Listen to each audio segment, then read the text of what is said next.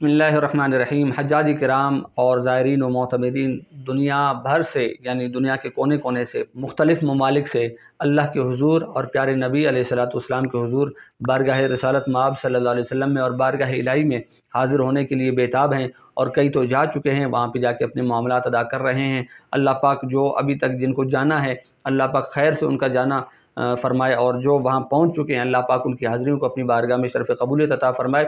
فضائل مدینہ شریف کے حوالے سے عرض کرتا چلوں کہ آداب مدینہ الرسول صلی اللہ علیہ وسلم اس قدر زیادہ ہیں کہ اگر ہم بزرگوں کی سیرتوں پہ غور کریں اور بزرگوں کی سیرتوں پہ روشنی ڈالیں تو آپ یقین کیجئے شاید ہمارا وہاں پہ سانس لینا بھی اس وقت بے ادبی ہے، اور ہمارا وہاں پہ قدم قدم پیر پیر رکھنا بھی شاید بے ادبی میں شمار ہو، کہ جس طرح بزرگوں نے وہاں پہ زندگیاں گزاری ہیں وہ ہمارے لیے عمل ہے اور ہمارے لیے قابل عمل ہے۔ نمونے کے طور پہ میں یہ چند واقعات، چند باتیں آپ کے سامنے عرض کروں گا کہ وہ مٹی کے سرکار علیہ السلام نے جس کے بارے فرمایا کہ بسم اللہ تربت اردنا بریقت بعدنا یشفى سقیمنا باذن ربنا، فرمایا ہماری تو یہ شہر کی مٹی بھی با کمال ہے، اور کیونکہ اس کے اندر ہمارے بہت سے مسلمانوں کا، بہت سے صحابہ کرام کا لعاب مبارک جو ہے وہ یہیں پہ لگا ہوا ہے۔ چلتے پھرتے کسی نے تھوک پھینکا، لعاب مبارک پھینکا تو وہ زمین کے اندر چلا گیا، اور زمین نے اس کو اپنے سینے کے اندر لے لیا اور اسے سمیٹ لیا، اور فرمایا کہ یہ تو مٹی بھی جو ہے نا خاک شفا ہے،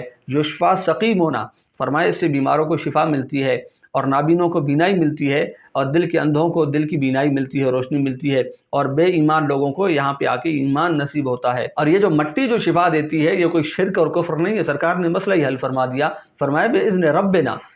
ہمارے رب کا حکم ہوتا ہے تبھی یہ مٹی جو ہے دوا بن کے اثر کرتی ہے اور یہ باکمال ہو جاتی ہے۔ اب وہ مٹی وہاں پہ جتنے بھی زائرین اس وقت چل رہے ہیں، میری دست بستہ ان سے یہ گزارش ہے کہ ادب و اطمینان کو سامنے رکھیں، ملحوظ رکھیں کہ یہ وہ مقام ہے کہ جہاں پہ قدسی فرشتے بھی اترتے ہیں تو ادب کا دامن ہاتھ سے جانے نہیں دیتے۔ حضرت امام مالک رحمۃ اللہ تعالیٰ علیہ، جنہیں مفتی مدینہ کہا جاتا ہے، جنہیں مجتہد مدینہ کہا جاتا ہے، اور جنہیں امام مدینہ کہا جاتا ہے، آپ جتنے برس وہاں پہ رہے، آپ نے کبھی زندگی میں پوری جتنی آپ نے زندگی گزاری، آپ نے مدینہ شریف کی حدود کے اندر قضائے حاجت نہیں فرمائی۔ جب بھی کوئی معاملہ ہوا آپ شہر سے باہر نکل جاتے تھے، اور پھر گلی کوچوں محلوں کے اندر آپ یوں چلا کرتے تھے کہ جب گلی کے اندر چلتے، کسی محلے کے اندر چلتے تو جو دیواریں ہوتی ہیں ان کے ساتھ اپنے جسم کو رگڑ کے چلا کرتے تھے، یہاں تک کہ دائیں بائیں سے آپ کا لباس مبارک بوسیدہ ہو چکا اور پھٹ چکا تھا۔ تو آپ کے چاہنے والوں نے پوچھا حضرت یہ اتنا تکلف اور تکلیف کس وجہ سے ہے؟ اتنی بڑی گلیاں ہیں، اتنے چوڑے چوڑے محلے ہیں، تو آپ جناب اتنا جو ہے نا تکلیف کے ساتھ، اتنی مشقت کے ساتھ کیوں چلتے ہیں؟ آپ درمیان میں کیوں نہیں چلا کرتے؟ اتنا دیواروں کے ساتھ خود کو رگڑ کے چلتے ہیں۔ تو آپ نے عمدہ جواب ارشاد فرمایا، آپ نے فرمایا کہ میری غیرت، میرا ادب، میری محبت اور میرا عشق رسول صلی اللہ علیہ وسلم اس بات کو تسلیم نہیں کرتا، میری غیرت اس چیز کو گوارا نہیں کرتی ہے کہ میں وہاں چلوں جہاں میرے نبی کے قدم لگے ہوں، کہیں ایسا نہ ہو، حاشا اللہ نہ کرے کہ وہاں میرا قدم آ جائے جہاں میرے نبی کے ذات کے قدم مبارک لگے ہیں۔ اس چیز کو بھی میں اپنے لیے بے ادبی سمجھتا ہوں۔ تو یہ ہے ہمارے بزرگوں کی سیرت، اور آج ہم بھی اپنا کردار دیکھیں، وہاں جا کر پہلے تو جیسے تیسے آج کل ان موبائلوں نے آ کر اور بھی معاملات بگاڑ دیے، خراب کر دیے ہیں، کہ جس بھی دوست کو ہم دیکھتے ہیں وہاں جا کر بس موبائل فوراً نکالا اور تصویریں بنانا شروع کر دی، ویڈیوز بنانا شروع کر دی۔ اس میں کوئی بری بات تو نہیں ہے، بری بات یہ ہے کہ ادب رسول وہاں پہ پھر ملحوظ نہیں رہتا، پھر وہ ضائع ہو جاتا ہے۔ اور پھر اسی طرح میں یہ بھی عرض کرتا چلوں کہ حضرت امام مالک رحمۃ اللہ تعالیٰ علیہ اس قدر حضور علیہ السلام کے دربار رسالت مآب صلی اللہ علیہ وسلم کا ادب فرمایا کرتے تھے،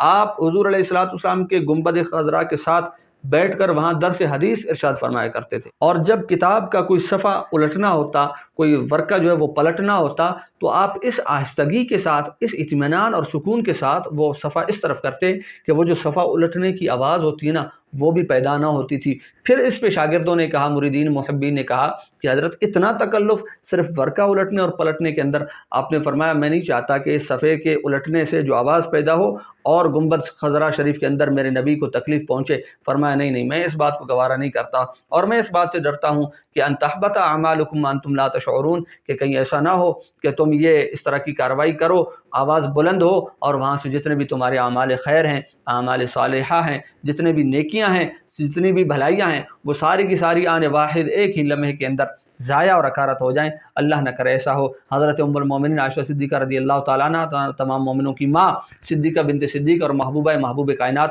رضی اللہ تعالی عنہ جب تک آپ مدینہ شریف کے اندر رہیں تو مدینہ شریف کے اندر کوئی نئے اگر وہاں پہ پڑوسی آ جاتے، کوئی ہجرت کر کے لوگ آتے وہاں پہ، اور پھر جیسے عام طور پہ ہوتا ہے جب ایک بندہ کسی گھر میں چلا جاتا ہے تو اپنے حساب سے وہ سیٹنگ کرتا ہے، اپنے ذہن اور مزاج کے مطابق اس کی سیٹنگ کرتا ہے اور بناتا ہے، اور وہ کچھ اگر کوئی کیل ٹھوک رہے ہوتے تھے جس سے آواز پیدا ہوتی ہے تو امی جان فوراً ان گھر والوں کی طرف پیغام بھجواتی اور کہتی ہیں کہ اللہ کے بندو تم کیا کر رہے ہو، یہ کوئی عام ملک نہیں ہے، یہ کوئی عام شہر نہیں ہے، یہ مدینۃ الرسول ہے، یہ دیار محبوب صلی اللہ علیہ وسلم ہے، یہاں اس چیز کی اجازت نہیں ہے، خبردار یہ اپنے معاملات یہاں پہ بند کر دو۔ تو وہ جو زائرین وہاں پہ جا رہے ہیں نا، تو میں ہمیشہ یہ عرض کروں گا کوئی وہاں پہ اس طرح کے معاملات ہوتے ہیں کہ خدا نخواستہ آواز اونچی ہو جاتی ہے تو فوراً یہ سوچیں کہ آپ پاکستان کے اندر، انڈیا کے اندر، ہندوستان کے اندر نہیں ہے، بنگلہ دیش کے اندر نہیں ہے، یہ مدینۃ الرسول ہے، یہ دیار محبوب صلی اللہ علیہ وسلم ہے، یہاں آواز بھی اونچی نہ ہو، کیونکہ چمک تجھ سے پاتے ہیں سب پانے والے، میرا دل بھی چمکا دے چمکانے والے،